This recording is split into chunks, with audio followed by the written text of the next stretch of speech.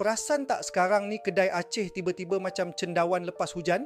Sekejap je, dah ada satu kat setiap lorong macam mereka punya franchise. Mi goreng? Ada. Sabun?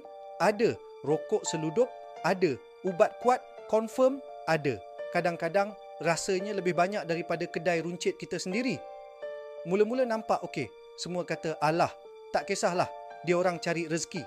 Tapi bila tengok kedai tu buka sampai pukul 2 pagi, harga kadang-kadang lebih murah dari harga minyak. Kita pun mula rasa pelik.